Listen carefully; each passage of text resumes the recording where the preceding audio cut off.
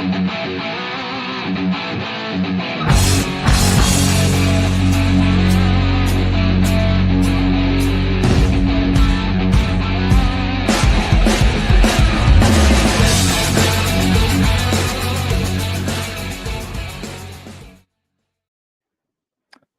and welcome to the Pirates Fan Forum here on DK Pittsburgh Sports Podcast Network. I'm your host, Gary Morgan.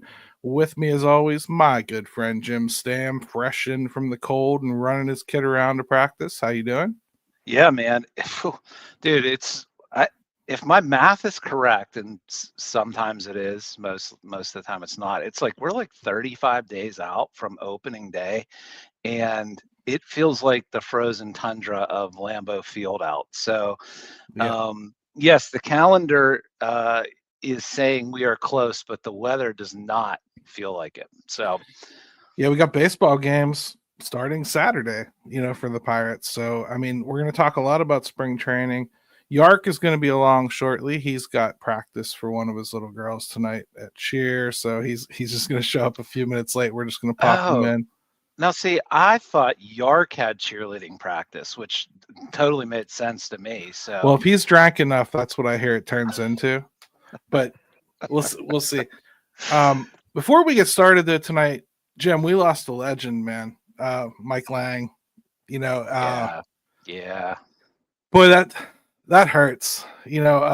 People our age, especially, we grew up with him before it was even like normal for every game to be on TV. People forget like it was hard to find Penguin games on TV. If there was one on, you all gathered around in the one place that could get that channel in somehow, like right. They had the rabbit ears that would turn the right direction and you'd be able to watch a game or the playoffs. Maybe you'd get to see something. But other than that, it was radio and Mike Lange.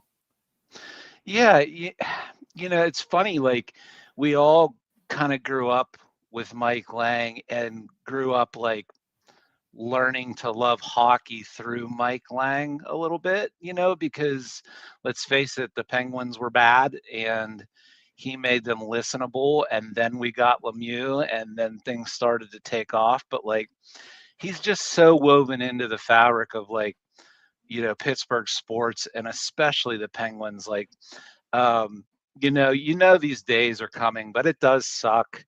And I don't know, man, like it's bittersweet. Like he was great to grow up to listening to Penguin games, but it sucks to say goodbye to some of these. Savrin, we did it with Cope a long time ago. Mike Lange, Tunch not too long ago. Yeah.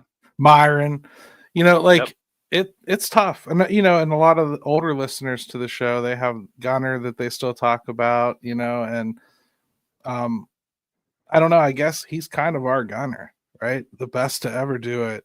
And right. I don't know. I learned so much about the game of hockey just listening to him. Just from the inflection in his voice, you knew it was time to pay attention. Yep. Like he would just ramp it up. It was almost like a good Guns N' Roses song sometimes listening to him call a game. It starts out something and then it ramps up and then before you know it, you're chilling out to the end, Yeah, there was a different energy to it. And, you think about like having Lemieux and Crosby and he made it. They were so great and he made it even better by like how awesome he was on the call. Right. So it's a day of reflection, I think, for a lot of Yinzers. Yeah, I agree. Anyways, I just want to touch on that and rest in peace, Mike. Thanks for everything. Yes, absolutely. Awesome guy too. If you live in the North Hills, like I do, good chance you run into him someplace. Especially the local watering hole. And if you ever bought him a beer, he turned around and bought you one right away. I mean, like, such a great guy for real. So, yeah, gonna be missed. So, the Pirates did something, man. I think this is going to bleed over into the second segment, but they signed Andrew Heaney, and no, he cannot hit home runs. But I'll tell you what he can do, Jim. He can pitch and he can carry a volume of innings, and he's proven to do so. He's nothing great. This is like a fifth starter type guy. They got him for a little over $5 million. I do believe, though, Jim, this is probably, besides like Andrew McCutchen, their most surefire signing of the offseason. Like this is truly a good player, I think. It's interesting because you wonder what they have in mind, right? Because he is kind of like he logs innings. There's no doubt about it. The last 2 years he's logged over 300 innings.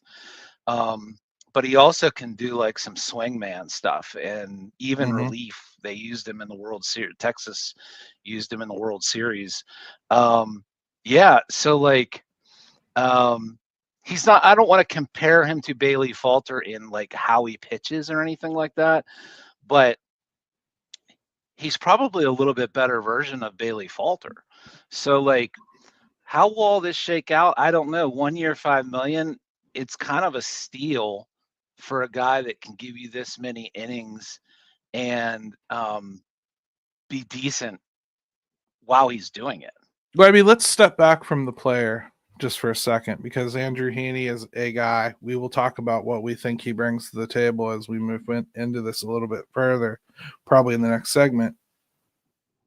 But really what this does is address some of the very few big questions you kind of had about the rotation.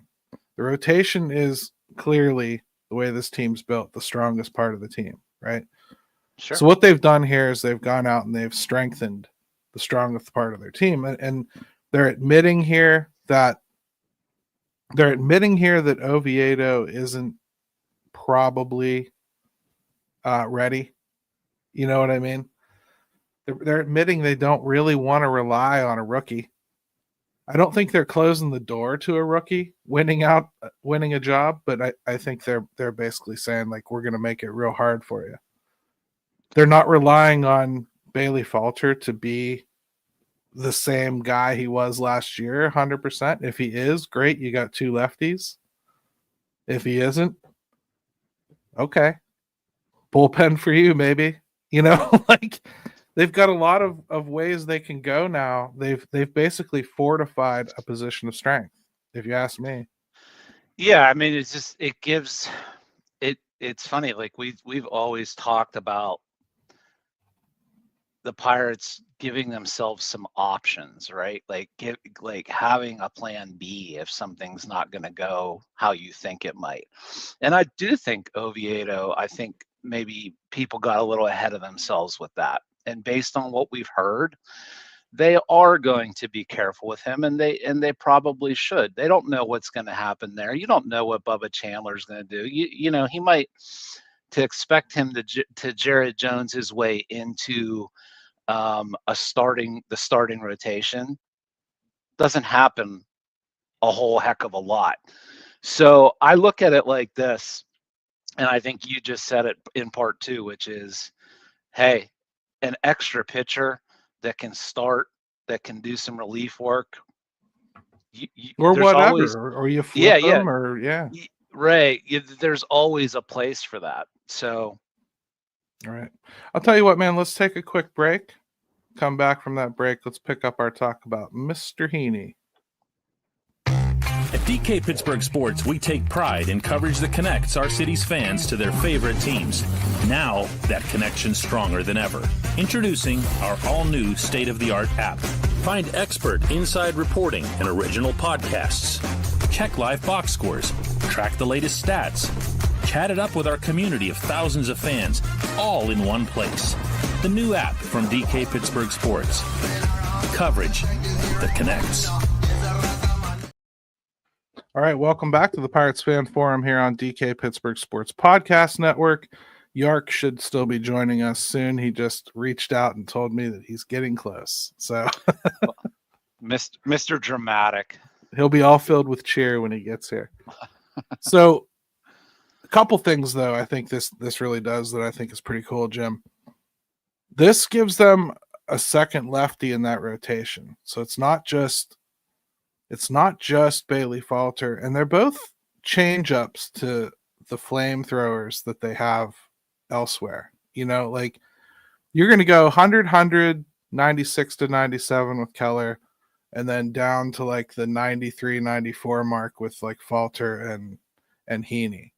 And they're both effective, high rate of spin pitchers that do a lot with their off-speed stuff. So, you know, Falter does better with his two-seam. But again, that's kind of like a little bit of a parlor trick that we've always kind of wondered, is that ever going to run out? And here's the thing, Jim, if it does run out, they're not completely without an answer there, right? That's kind of the important thing about this signing, if you ask me. It's insurance. Yeah, and I think, like, you know, some of the first things I've seen was like, well, maybe they've got a trade in the works. Well, I don't know about that. No one does or would. Yeah, But I I think would Dave say that, brought that up here. yeah, Is it setting up a pitcher trade? yeah. But what it does do is it certainly allows you to sniff around a little bit more as spring training goes around. You don't know. It'd be interesting to see. Would they try to split them up in the rotation at all? You know, or would you stack them on the back end because of that same familiarity? Would it be better to kind of, if in fact they're both going to be in the rotation? Right. So that would be one of my first questions: is if he's going to be in the rotation, how are they going to let that play out? It's hard to say. I mean, you would think they would want to split up the righties. Right. So, I mean, that makes a lot of sense. I don't know. I know it means to me they have 5, and I think that's probably the 5 they're going to end up starting with, barring injury, right? Oviedo, Yeah. we just heard, was not cleared for games yet. So, not cleared for games yet in like February tends to mean like not cleared for games yet before the end of the spring, really. You know what I mean? Like, Yep, at least right. not good. I'm going to put Yark in here, so we'll see what calamity that causes. There's Yark, supposedly. If he's not frozen up, he might be frozen up. He is Yark- frozen up. We'll Yark say goodbye is- to him again until he gets his act together. Oh, that's about as long as I hope to have Yark for tonight. So Yeah, well, there he is with his he's using AOL discs, I think, that he saved up from. Open this laptop, and Uh, it's the last time I probably was on forever ago. yeah, he's Can't do it, spinning. Yark. You got to get the internet up. Plug that thing into the wall and give me a thumbs up. I'll put you back in. Yark looked like when he popped on there, it looked like grainy, like space shuttle video, like he's transmitting from the lunar module somewhere. It did. We'll pop him back in here. We'll give him a second to get it right. I can see him scrambling around his room trying to figure it out right now. So I don't know, Jim. It changes the game for me. I thought there was going to be a little bit of a battle there with the rotation, and there really probably isn't going to be. You know, I expect now Bubba to probably get sent back to, you know, minors camp relatively early. You know, I would think that's probably the path you'd take now. No reason to tax them in spring like you did Jones if there's not really an opportunity there, right? Sure. It probably pushes guys like Burrows and Ashcraft and all of them back to AAA. Boy, that AAA team is going to be something. Yeah, they've got a nice little surplus of arms. And you know, the good thing about this is what this helps with too is in spring training, it's not uncommon for someone to pop up with an arm injury, right? Yeah. Soreness, something's just not right. It sets them back a little bit. Let's hope that that doesn't happen, but if it does, these are good guys to have to pick up. So I started looking at the rosters around, you know, the National League Central a little bit. You got to beat the guys in the National League Central. There's an awful lot of left-handed talent in those lineups. And it might pay dividends You're to getting have choked an up extra about it. well, to have an extra lefty in the starting rotation, and you've got they're probably going to have 3 in their bullpen. You figure they're going to be able to really attack some of these lineups a little bit better. It's smarter construction than they've had in the past. I mean, it was 2 or 3 years ago, I think we saw them go with all righties, and we're always signing that free agent for the left-handed guy, and he comes in for a year, and then it's oh, okay. Right. But Yark's still traveling. He's traveling across his house right now.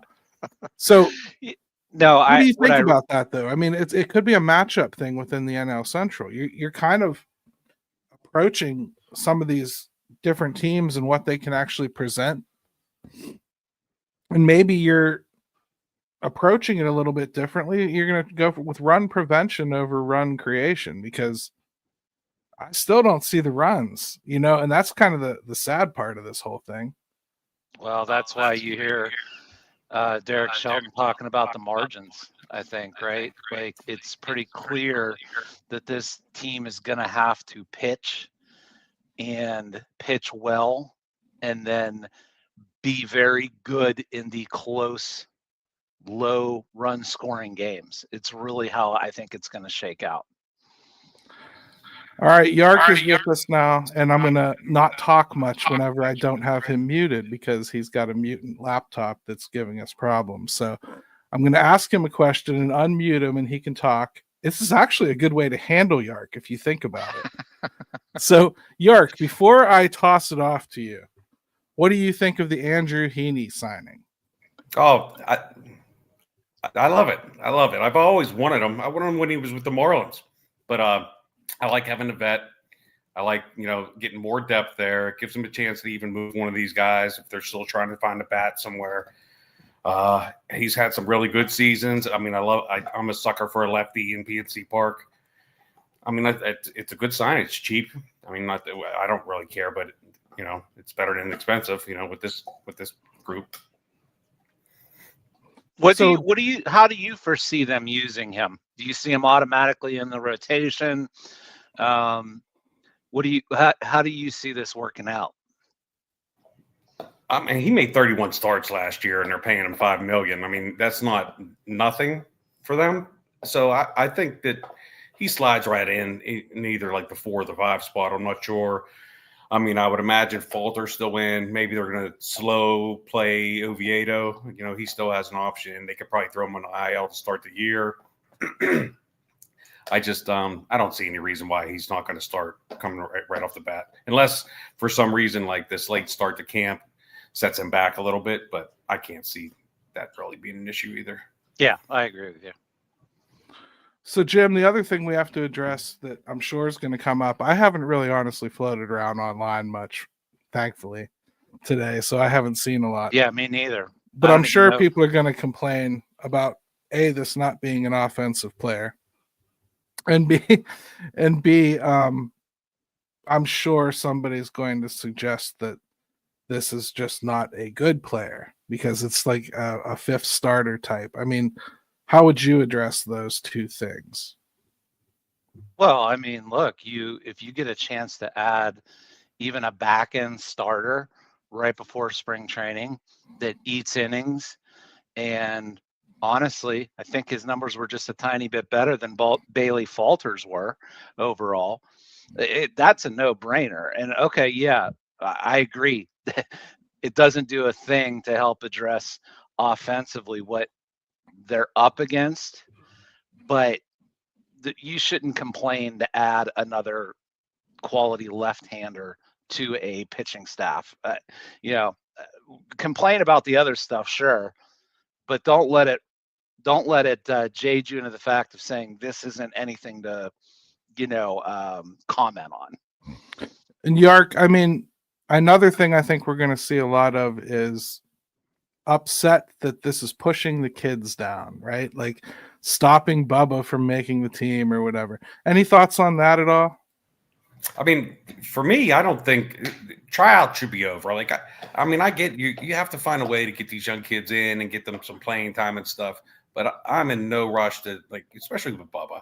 I mean, he had some control issues. I mean, he looks great, but you know, there's no reason to rush him. There's no reason to get him up. He's going to need his innings watched. It's just not even a thing. Just keep him down till. I mean, bring him up whenever Skeens. If he plays like Skeens did to start the year, and he's just mowing people down, and he forces his way up in May, fine. He's Super 2. Who cares? You know, if it's June, fine. I mean, and really, that's it. You know, I could have seen maybe Harrington got a shot because he's more of a high floor, you know, lower ceiling kind of guy, and you know, there is a shot at a PPI thing with him, but even there. I mean, it's not a big deal. Send them down. Send all those guys down. Let them get work in Indy. See how the vets do. If these kids push them out. Good, right? So, Yep. Jim, the other thing I wanted to talk about with this signing and really pushing the kids down the way that we are, I think one thing that provides for this team that a lot of people are going to find very, very unpopular when I say is it helps them cascade out the future payroll a little bit. Because if you can push back these kids and not have their rookie clocks 100% start this year if they don't have to, and they start next year, it just bumps out their arbitration a little bit more and kind of shingles it down further.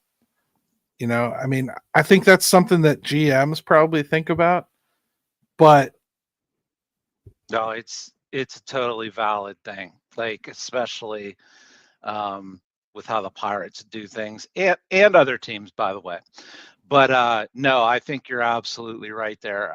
It what it does is it kind of just spreads things out even just a little bit, where you're not having all of this come up at the same time years down the road. So and York's probably right in the sense with Bubba that, I mean, unless he looks like Jared Jones did last year in spring, where he absolutely forces your hand, I'm totally fine with him starting out the year in AAA and then letting that play out naturally. Certainly didn't hurt Paul Skeens. Josh from Bridge to Bucktober here. Check this out. Hector Gomez has a source that says the Mets, Rangers, Padres, Braves, and Brewers are showing interest in Jose Quintana, who was close to reaching an agreement with the Pirates, but he declined their offer. I would have liked that signing too. I actually don't dislike Andrew Heaney, though. I think that's really a comparable signing, actually, and he's got a better health track record. So I kind of like that better. Yark, what say you? I mean, I like Quintana too. I mean, I would not have been upset. That's for sure. You know, he's been here before. He's succeeded here before. He's played with some of the guys here. It would have worked out good. I mean, it was probably a money thing, I would imagine, if he declined. You know, maybe they offered the same $5 million, and he said I could get $7 million. You know, so whatever. But either way, I like Heaney though. Jim, what do you think of that? Quintana was a guy we called out early as somebody we'd like to see. So yeah, you know, he's somebody that fits right into this mold that we're talking about too. So like, I don't expect him to be. I'm a little surprised he hasn't been signed already, but I agree. I think he's probably looking for just a little bit more, and he's probably going to get it. So if that's what's important to him, hey, that's fine. You know, but Quintana last year was still pretty darn good. 3.75 ERA, 1.25 WHIP, which matches, I think, Heaney 10-10 record. He can still pitch. It's just, can he stay healthy? it sounds like one way or another, come hell or high water, Ben Cherington planned on getting a lefty starter. So, and he had a decent backup plan and executed on it as soon as the other one fell through. It sounds like, hey, good stuff. That's what you want your GM to do, right? For once, I can actually say I like what the GM did, and I think he executed it very well. Well, and it's funny because you look at the pitching side of things and you can actually see kind of the process and a plan. And then you go to the offensive side and you're like, wait a second. So it's very, very different pictures, even within the same roster right now. Well, let's jump over to the offense a little bit because we've got some position battles taking place. And one of them I don't think we really expected to be a battle. We've got an injured Spencer Horwitz, which has opened up first base. They made it very clear they're not going to use Andy Rodriguez there.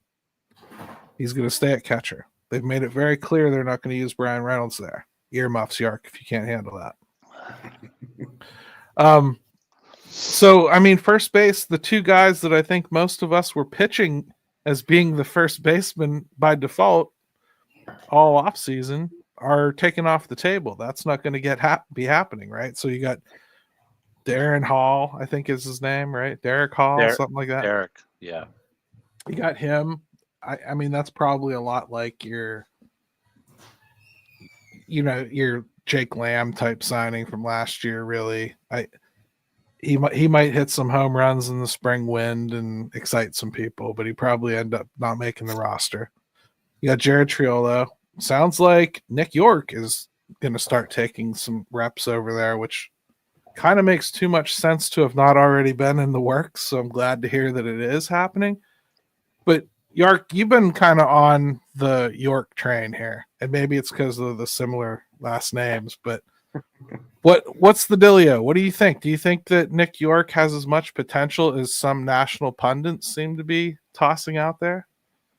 I'm not like a prospect guy or anything like that, but you don't need to qualify that you don't know anything. We get it.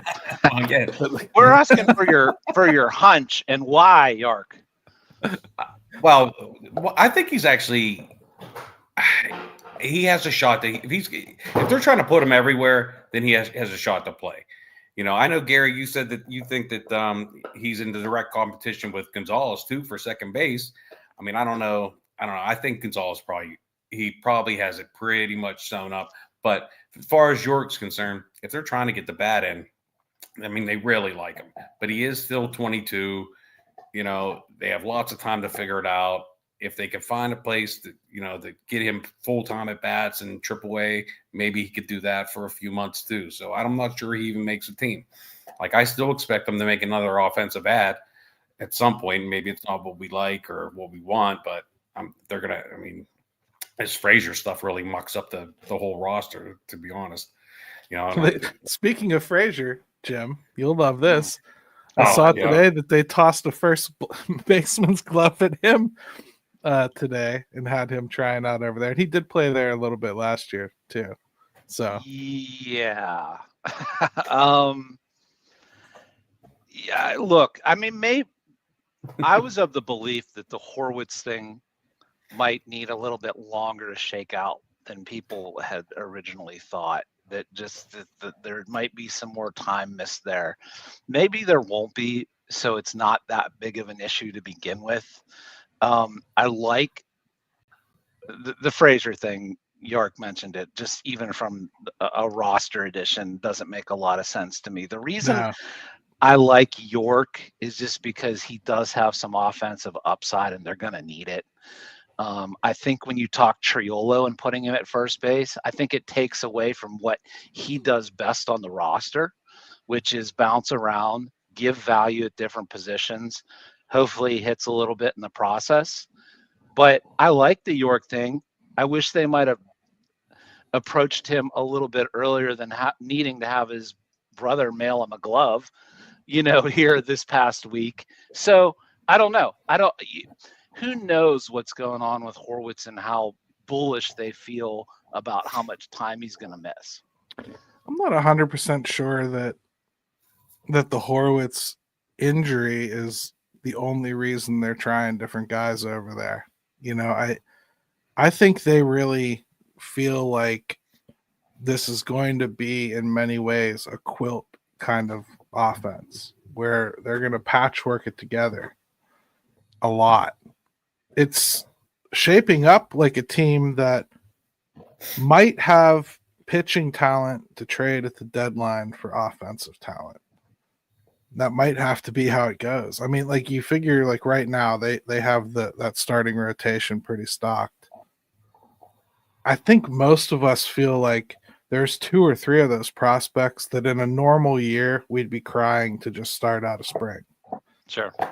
So you figure like come June, July, at least Oviedo's going to be pushing, right? And like, let's say everybody else hits the wall. You figure at least Oviedo's going to be pushing. But Burrows isn't going to just sit down there. You know, like those guys are going to do something. And what happens when they push guy? I mean, like you might have room to move for some offensive help. Problem is, like by the time we get there, I don't know what the team has put on the field does enough to keep you in the conversation. That's the fear there, and maybe that is ultimately why they are still saying themselves they want to make another move. Well, that's the one thing about this is like it's easy to think about like, well, you know, they've got time to figure it out early in the season. Well, those are wins and losses too, right? You know, and whenever you're trying to, whatever you think their ceiling is, and let's just say for the sake of argument, you think it's 86 wins, something like that, the ceiling. You give away a couple games early in the season that you probably shouldn't have just because you are trying to figure out. Well, those are those margins, and they just don't have a lot of. I don't think they have a lot of wiggle room in those margins. So you have some time, but you don't have a lot of leeway to begin with when you're starting. If that You makes don't, sense. but like let's be real, Yark. You have Nick York and Spencer Horwitz side by side.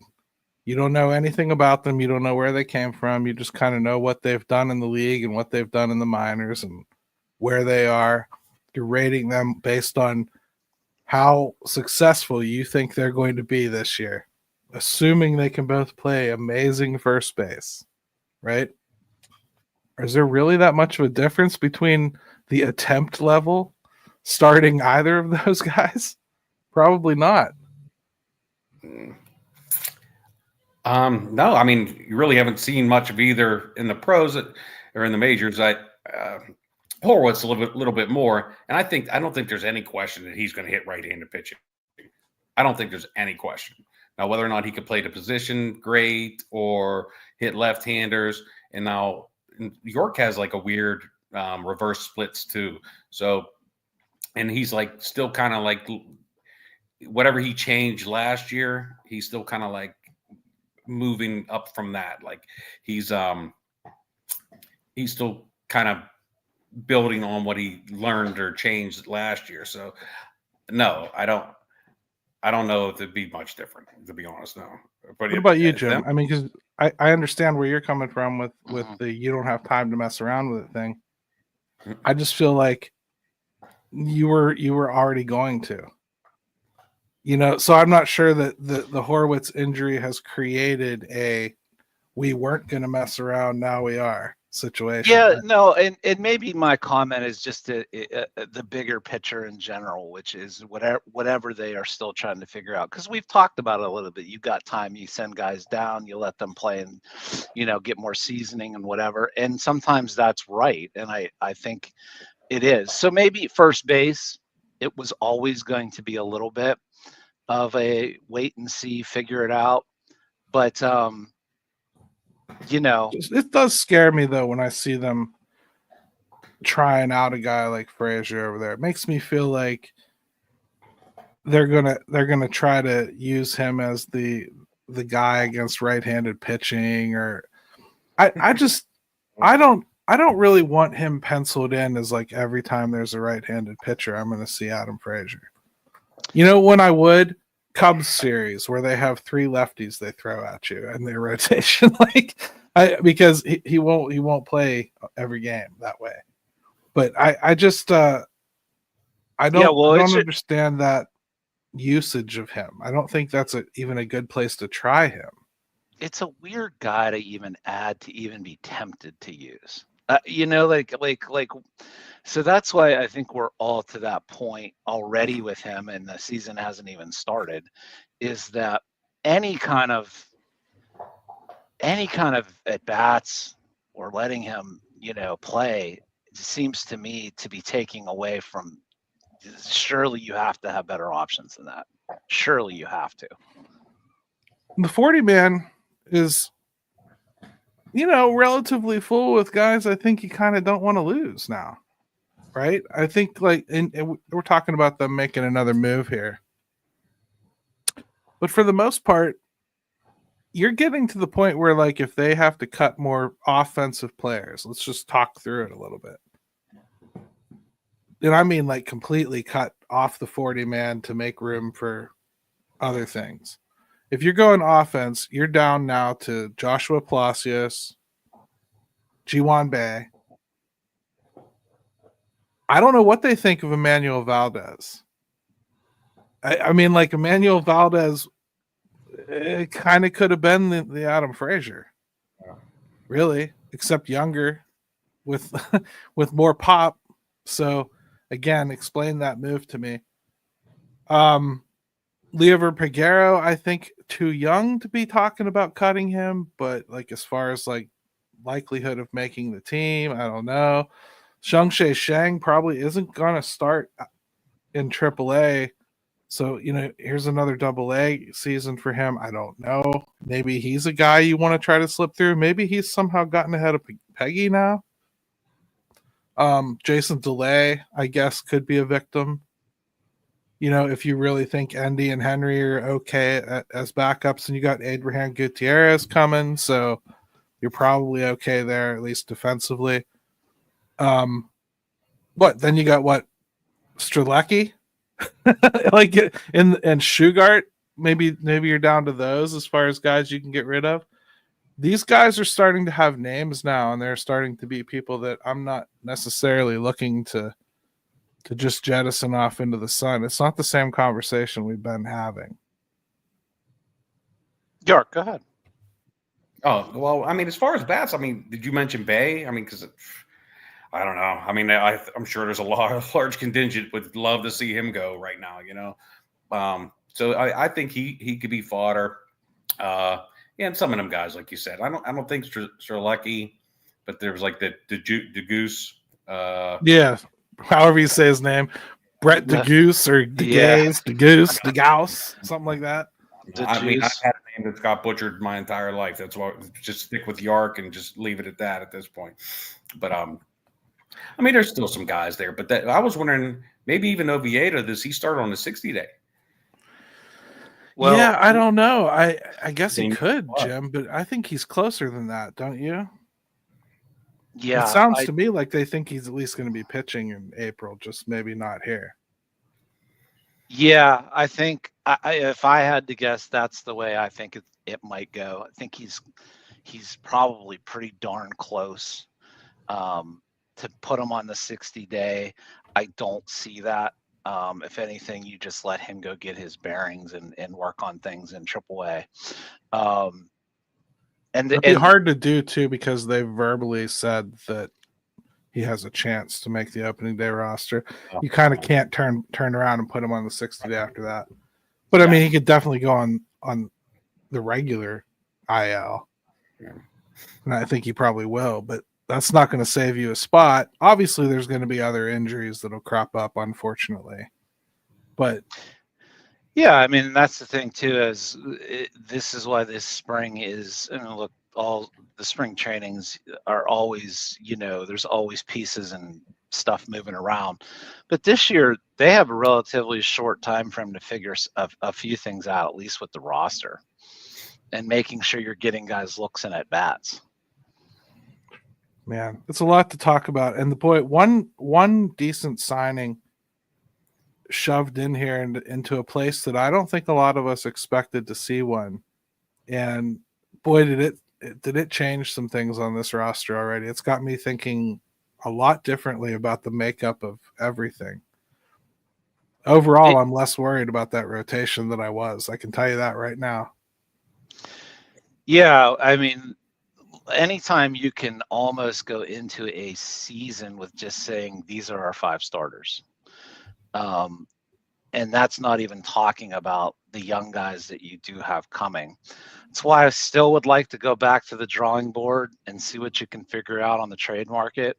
I think they had enough to do that already. I think they have more than enough to keep at that part of it.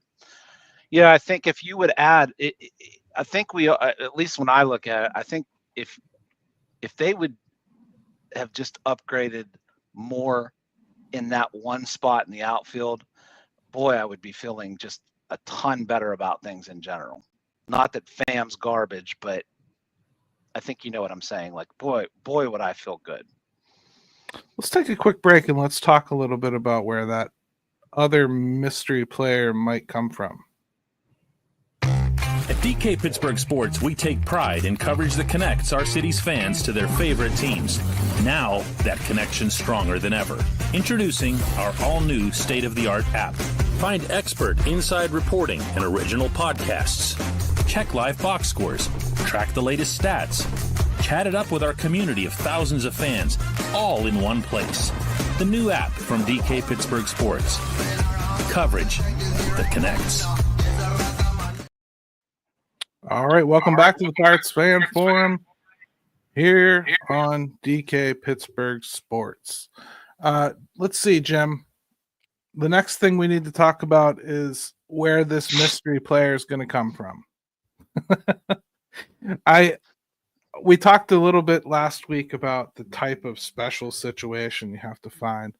You're starting to see some of that stuff pop up. I'm not saying that these are targets, but Boston is kind of squeezed, Tristan Casas into at least a position where I don't know what they're going to do. Somebody's got to move to first base, maybe out of Bregman endeavors. And they've got Mazataki, I think, is a DH that is probably getting squeezed out there. So I don't know, Yark. Are you seeing anything? The Giants look like they're getting loaded up. Maybe there's somebody that shakes loose there, like Yastrzemski or. I mean, I think Boston would be a real target. Now that I'm not going to, it might be Matsuzaki, Yoshida. Yoshida's easier to say. His first name, I think. You're right. He's owed a ton of money, so and he was pretty good. He just can't field, and he's owed a ton of money. So it looks like they're going to try to make him field this year. Well, they have so many left-handed bats. The whole team's almost left-handed bats, and it's crazy. Like, I'd love to get that Wilyer Abreu. I mean, this stick isn't like booming, but he plays Gold Glove outfield. It's good enough. He's young. It can get better. Has a little bit of pop, not a ton, but he's going to cost a lot. But I think that you could get him with just prospects. Like, I don't think you'd have to give a Jared Jones or something like, because they have so much coming. They're not looking, I don't think, for major league pitching anymore either. I don't think they need it. I don't think so either. The Giants, I don't know what the Giants are doing. They added, but they still don't look like they're a world beater, and they're still looking maybe third, fourth place in that division. I don't know if they're definitely not better than the Dodgers. Are they catching the Padres and the D-backs? I don't know. But they were still buying. So I don't know what they're doing. I like Well, Jim, let me suggest a very piratey type move here. No. What if they were to go to the Dodgers and see if they could get James Outman? It's a lot of power. They obviously don't need him. Left-handed power. It's a lot like the Horwitz signing, if you ask me. He showed some promise here and there. They could probably get him for a prospect below your top 100 guys. What do you think of that? Does something like that interest you, or does it need to be MLB proven? And before you answer that, MLB proven is real freaking hard to shake loose from a team right now. Right. Yeah, I mean, Outman, he's a lefty with power, so right away I'm gonna at least listen, right, a little bit about an argument. You know, going back to Wilyer Abreu for just a second, like he's obviously somebody that would be like the best, I think, get that you could hope for and because of all the things we're talking about. Not a superstar, but man, he's a really good young ball player that does have some room to grow. To me, it just would change so much about this team, you know, like and the outlook of it, like a perfect kind of fit. And yeah, I mean, Outman's somebody to think about, but it doesn't really get your juices flowing because you know what those types of guys are. Power guys, not going to do much else, but they do need it. They do need power. Yeah, the other team that a lot of people are looking at, Yark, are the Mets. Are you seeing anything there? I'm not. I have no interest in Starling Marte, but are you seeing anything that interests you? Not with the Mets, not really. I mean, I was looking at some of they have a couple guys on the cusp in like that Brett Beatty, but I'm not really big on him. He didn't look great as a sophomore like kind of year. Definitely not Marte. I love Marte. He was my like favorite Pirate during that whole stretch there, but he's about done. You know, he can't really field anymore. You know, he's about done. You could still look at Baltimore. They have an abundance of outfielders, but they're looking for Jones or Keller in return for any of their real bats. You might be able to get. I guess Mullins could be had. Maybe nobody really has been talking about it, but they're so flush with there's probably 6 or 7 guys that could play outfield for them right now. I mean, you'd have to think Mountcastle's probably there too. Maybe as a guy that you could look at. Kirkstadt would be along the Wilder Abreu line of young, good, controllable potential player. Again, though, we're thinking like Pirates fans because those additions, they're certainly not guarantees that you're a better team this year, Jim. They're guys that are investments for the future, just like Horwitz. And as much as that Horwitz deal got pushed back on, I don't, for some reason, think those other two would get pushed back on as much, but they probably should. What do you think? I think too, like the part of me is like, there's risk involved with any of this stuff going out. Oh, well, then forget it. They're not going to do it. Well, that's what I was just going to say is it's so ingrained, I think, in them, and to an extent, Pirate fans, by the way. We've kind of gotten in that mode where like, oh, I don't know, it might not work out.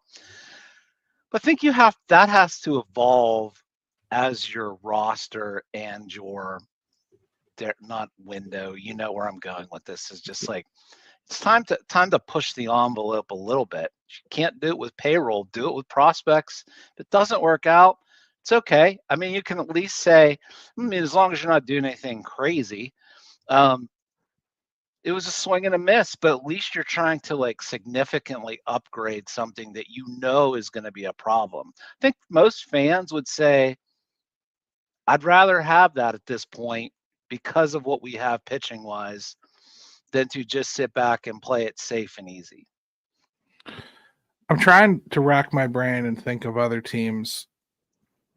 Yark, I'll toss it to you and see, have you thought of any other teams that have anybody available that interests you? Let's see. There was Boston. I was looking at Texas, like tertiary guys that are just, I'm not sure how they fit on their roster. But like there was Kirkstadt and Abreu, which are just like the normal names, and guys like I don't know about Outman either. He's everything you guys said, but he's also Jack Sawinski. Why not just?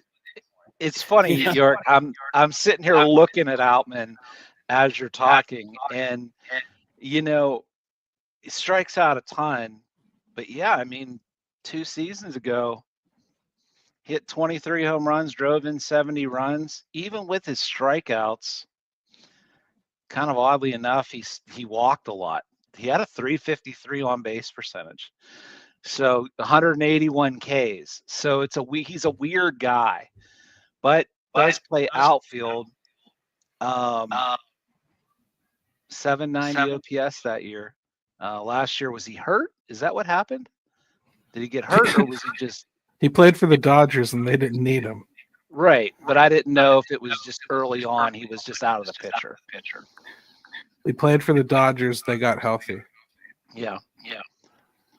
I mean, like, I don't. To me, he's a guy who's probably squeezed out of a position and there's room for him. So I guess that's why I just throw it on the pile of things that might be plausible. I obviously don't want to make a trade with anybody in the NL Central. So I don't think there's anybody there. I'd love to have Ian Happ, but I'm not giving them anything for him. So I forget about that entirely. I think it's going to be tough to pull this off, Jim. Well, it probably is, and that's probably why you see the trade deadline meaning more if, in fact, they're in a position to look for something, right? That you could there would be something to be had there. But I think too, like a lot of teams right now, they get in very like sit tight mode. They want to see what they have, and GMs at this point of the season or early in the season, I think it's awfully hard. You have to almost over sweeten something to get something to go at this time of year. All right. It's time for irrational take time. So we'll start with Yark because he's really good at that. Yark, give me your way too early before spring even starts order that the NL Central finishes. Cubs, Pirates, Brewers, Reds, Cardinals. Jim? Well, I'm going to go Brewers, Reds, Cubs, Pirates, Cardinals. All right.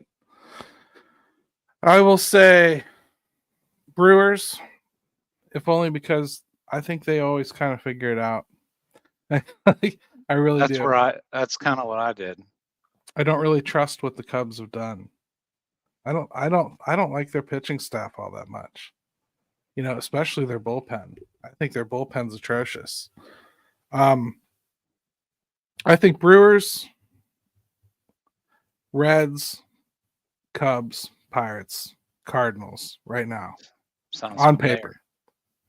Sounds familiar. Yeah. I did the same thing when it came to like the Cardinals. I think are bad. I think that's pretty evident.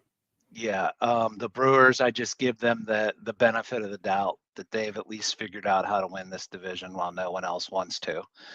I think the Reds are somebody to keep an eye on this year. And we've said that before, and people have said that before. Cubs and Pirates are interesting to me because I'm just not a believer, but we'll see. I think the division as a whole is going to be better than it was last year, though. I think that's fair. Yark, we've had a coaching shakeup in the NL Central. You got Tito. Does he make that big of a difference for the Reds? Does he bring those kids along and make them into something? I think he helps, but I think they're right along with the Pirates. It's all ifs. I mean, Ellie's good, but he's still like if he can play shortstop, if he doesn't strike out 200 times. McLean's coming back from injury. They're just assuming he's going to be what he was as a rookie. All these guys. Steer was bad last. Hunter Green was probably the most steady guy last year, but he was bad the year before that. And I don't know. He might. He's one of the best. It's it's not even close. But I mean, how much does a manager do? He's going to help, but I don't know. I do like him there. I think managers can only make so much of a difference. You either have players that can play or not. Your you're down to a few games here and there that managers can, pull the right strings and make the right decisions. I do think it's as wide open as it's ever been, but York, do you think that the division's a little bit better? I think it is. Yeah, well, top to bottom, yeah, because even the Cards, they're not good, but they held on to all the guys that they were trying to trade, so they're not going to be like Rockies, Marlins, White Sox. And the Pirates are improving. The Reds are, at least what they were last year. The Cubs got better. The Brewers should be a little bit less, but still good. So it's a winnable division. It's still, even if they're all better, it's winnable, which is crazy. And Harold, I wanted to ask you guys, is like, and we understand the risk adverse stuff, but why was he not aggressive with the offense this year, like at all? Go ahead, Jim. I don't know. Unless you're talking just specifically, York, you're meaning the Pirates and their lack of attention to the offense, right? That's it. Yeah. Unless they've sat in a room and just convinced themselves that Jack Sawinski's going to be fine and Henry Davis is going to be who they thought he could be. I think it's borderline negligent on that side of the ball. I really do. I hate to say it. Yeah, and I just went through that 40-man. And I think I pointed out 3 or 4 that I'd comfortably get rid of right now that I don't want to see any more of or think I need to. I don't think they have as much room as they have in the past either. There's not as many surefire holes that are long term. I think the first base they tried to address, we'll see if they did. Outfield, I don't know. They probably still think they have somebody there, right? I mean, I think they still believe in Jack Sawinski to a degree. So you're probably going to get a taste of him one way or another this year. And if he works out, then that hole's filled too. So I don't really know what to make of all that as far as the offense. I would say they don't know what they have. And the reason that I say that, Yark, is because of what Derek Shelton says every year in spring. Every year he says, we're going to be aggressive on the base pass. We're going to do this. We're going to do that.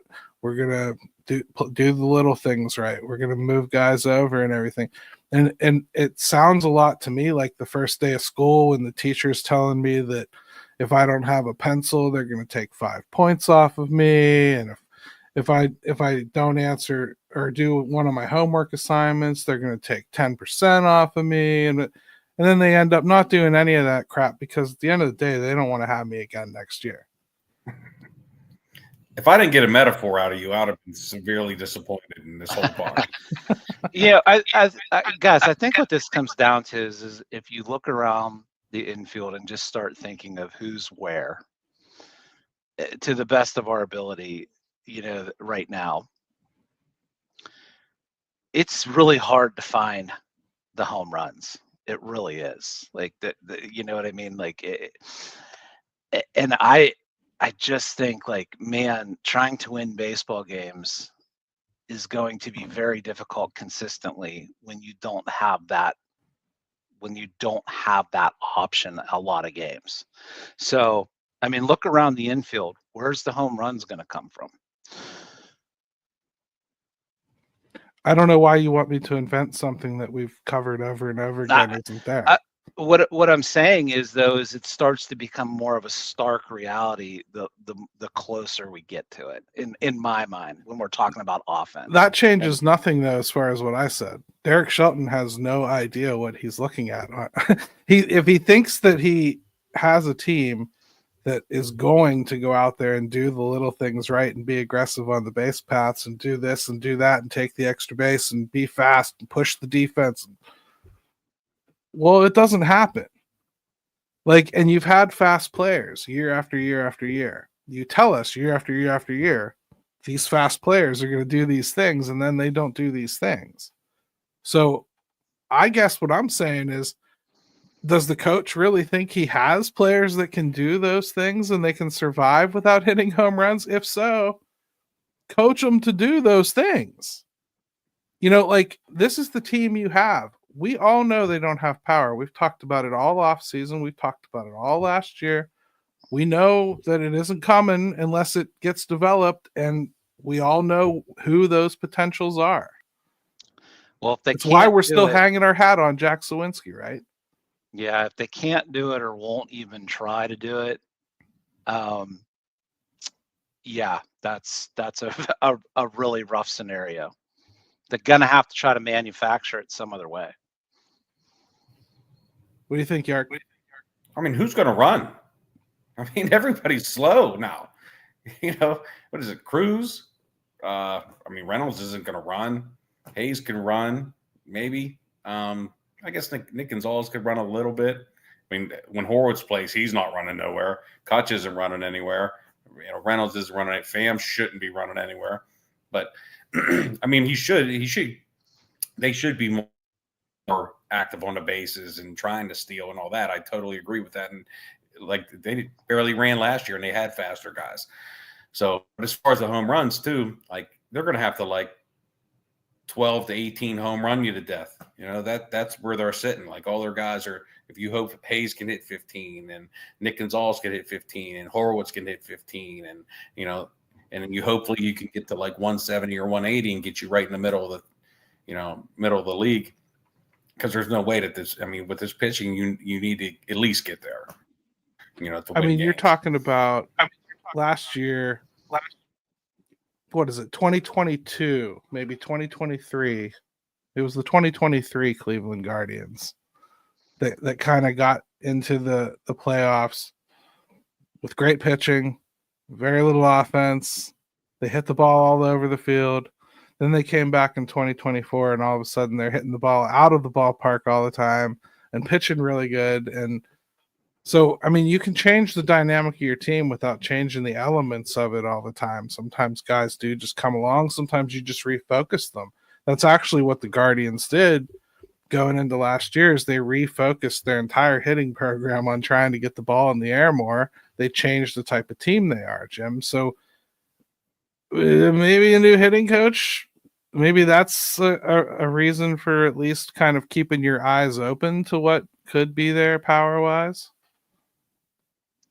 Yeah, it could be. I would say that David Haig is somebody that I will take him just getting certain guys back on track as enough of a win. It's a big undertaking to do that. The Guardians did it really well. You're right, Gary, but boy, you don't see that very often. You don't see it very often because I think the power has to be there, and I honestly think that's one thing that Tita has always done really well is kind of coach the players to do what they were good at, right? And the Guardians had that kind of team that could hit the ball around and just be a nuisance on the base paths, and he took full advantage of it and scored a decent amount of runs with that kind of team. Now, he was also in a terrible division where you could kind of be middling and make the playoffs and everything. And even last year, it was like that without him. But they went a completely different direction. All I'm saying is the Pirates could do that too. I just don't think they have that kind of vision. And Yark, I do see the potential for the home runs. I don't think that's my question. I think the question is, I saw that potential last year, and most of those guys don't get opportunities, and when they do, they strike out instead. Yeah, and I think they made a concerted effort to try to cut back on guys that strike out. Horowitz and Pham, he didn't have bad strikeout issues, and like some of the moves they made were to cut back on the strikeouts. And that's a good point. Yeah. So I think that's something in with the coaching. Like, they brought on Matt Haig, and he seems to be somebody that leans more towards a more balanced profile, at the plate, versus whatever Andy Haynes was teaching them. So hopefully that makes some differences too. So, live on the margins, that's what he said, right? Right. And I think those are really good. That's a really good point about some of the guys they did bring in, which tells you they are trying to, at least in my mind, trying to go a little bit more of the not being so, trying to be so reliant in the all or nothing approach. So we'll see if it works. I don't know that they even really have a choice but to try that at this point. Well, who's ready to go watch some Team USA take on Canada and see if we can't kick their butts, Jim? I think that sounds like a good way to cap this night off. How great has the Four Nations thing been now? Like, it's been awesome. I wish baseball would do the same thing for their All-Star festivities. That would be awesome. The NHL, who rarely does anything right, somehow they got this right. It has been fantastic. All right. Well, hey, Yark, thank you so much for being on with us, man. And say goodbye to everybody and give them a crazy conspiracy theory on the way out the door. Right. Yeah, thanks a lot, guys, for having me. I think that Ben Cherington is low-key just trying to game the Red Sox into giving them his job back. So he is eventually going to trade them Jared Jones for Wilyer Abreu. And then at the end of the year, he's going back. I love it. Jim? No, I'll stop. All right, man. It's been a good talk this week. I always enjoy getting together and just trying to have a bar talk with Yark. It's fun. We'll have to buy him more AOL CDs for next time so that he can have a little bit better internet connection. But aside from that, great performance as always. Thanks, Yark. Appreciate it, buddy. Thank you. Let's go, Bucks. All right, take it away. Let's go, Bucks! Yeah, buddy.